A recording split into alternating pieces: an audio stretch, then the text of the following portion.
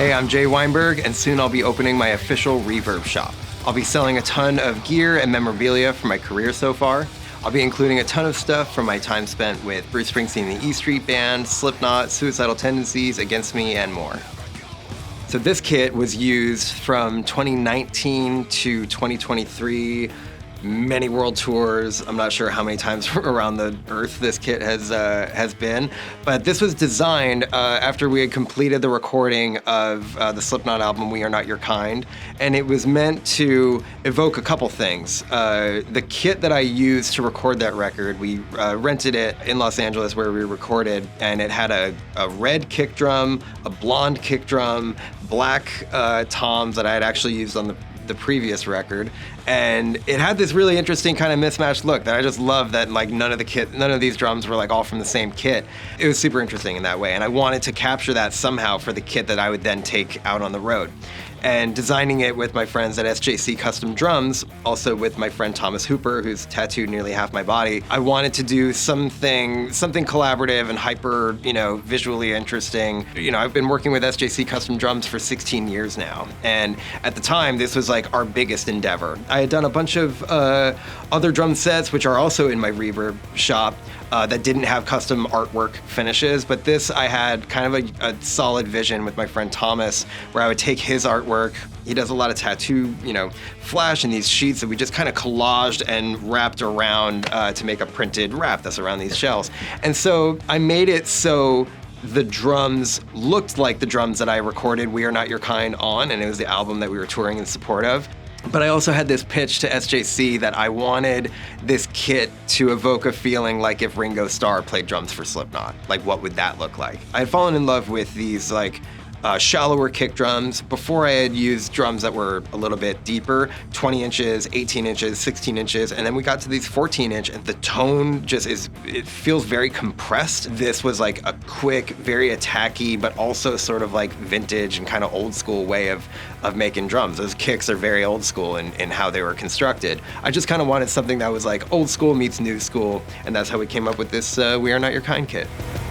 The DW kit behind me, that was used during my time with Bruce Springsteen and the E Street Band, which was really the first touring I ever did, subbing in for my father, who had responsibilities with the TV show that he was on at the time, had to be in two places at once, and those people are like family to me. When Bruce asked me to do this, of course I was going to say yes, and then we figured out what was going to happen. I had to get a kit made for it, so I didn't want anything to feel out of place. Like, it'd be super crazy for me to approach that stage with some kind of like double bass drum set and all this. Like, that wasn't the vibe. I wanted to pay homage to the kit that that my dad was using at the time, but doing it in my own way. So like the early 2000s kits that have the longer kick drum, that's got one of those, and I was stoked on it because it sounded like an absolute cannon up on that stage. And it was like, I was coming into this tour to obviously play the material, but there was the only way that I felt like I could approach that tour is to do it in a way that simultaneously pays respect, but also I can come to it with authenticity and be actually myself and try to convey that through this task of like playing with these people I've known my entire life. It was originally this like white pearl finish. It's now kind of a vintage yellow pearl finish because I used this kit almost 20 years ago. It's bittersweet parting with it, but also like I love the idea that somebody will be able to welcome that tool into their life and use it in the ways that I did, when I was that age.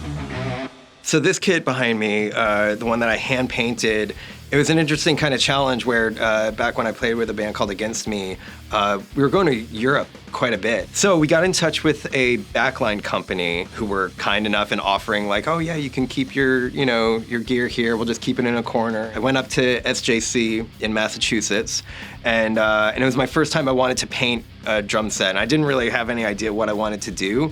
At the time, I remember I was really obsessed with the Torch album Harmonicraft, and the cover of that is like pinks and blues and yellows and all this like crazy cool imagery. So I think I was kind of inspired by that album cover. And I just got to, painting shapes on this, and I ended up calling it like the Pokemon Vomit kit because that's like what it looked like to me. And yeah, I did some like collage kind of artwork on it, flew over with it to Europe, did this tour and we kept it at this backline company. I think they like folded or the company went away or something like that. It lived in Europe for like 12 years and I didn't know where it was. So I had a tour coming up with Suicidal Tendencies back in 2024. And it was starting in the Netherlands. And I was curious. I was like, this kit got stored in Germany or something. I want to find out, like, maybe someone still has this drum set somewhere and I can, like, go get it and use it for this tour. And so Mike Chaprari, the owner and founder of SJC, him and myself, we tracked this kit down, and the people were so cool. They were like, yeah, we can bring it to where you're starting this tour. It had just been in boxes or something. So it lived in Europe for, like, 12 years. I didn't know where it was. And so got it on tour with Suicidal and just used it on tour super recently. It's got a super kind of squashed rack tom. I wanted to experiment with a really like tiny depth rack tom, and it actually kind of sounds huge relative to like its size. So it's an interesting kit. It's definitely one of my like weirder drum sets, but I love it. And then that honestly set the tone for when I started doing more with SJC. We had this idea of doing, you know, my own signature snare, which I have one of those back there as well, where I'm going to do all the artwork. We designed this snare that's kind of an interesting, unique piece in and of itself, this 48 plies of maple shell. The 48 ply snare was kind of a nod to like early 2000s, you know, punk and hardcore, going to Warped Tour, seeing drummers with those like super thick shell snares that you can tune really high. And it's great for, you know, high intensity punk rock, hardcore, heavy metal, whatever. It's like you hardly even need to mic a snare drum like that. It's so loud and it projects so well. So that's what I love about working with a company like SJC, where I'm able to bring together disciplines of music and visual art, bring them into one where I can make a drum that has my artwork on it. And then we actually, a couple years later, expanded on that and did full drum sets of my artwork. And that all started with this hand-painted kit because I just wanted to do something that kind of reflected me. This kit was really the way that it started my brain working on how I would do that, how I work with a cylindrical surface and make one cohesive art piece, or make a drum set that's one cohesive art piece. And so like that kit inspired in ways that kit, and then doing, you know, working with Thomas Hooper on that one allowed me the confidence to be like, oh, I'll just do all the artwork myself. And so that's like, it's been this amazing experience working with SJC to bring all these disciplines together. But that kit is really where it started for me. We have a bunch of masks. When I first joined Slipknot and we started playing shows, I only had one mask, and I didn't think to ask for a second one. I didn't know that I could ask for a second one. After that, we made another record, and I was like, can I get a second mask? And so I made some backups, and like, I never even thought about it, but like, what if a strap like broke in the middle of a show? Like I didn't have a backup. So now I kind of got like, I wisened up and got a couple backups made. You know, I would paint them, I would kind of give them just like characters as it would wear and tear over time, and I've cleaned them since, so they're like sterilized. But yeah, they're, you know, those are artifacts from that very significant period of time, and it's cool to now be able to share that. Where I'm gonna hold on to one for myself, but you know, these backups are meaningful to me, but I think might be meaningful to other folks out there. As for the stage outfits, my wife and I, we work together on many creative projects. She's an artist in her own right. So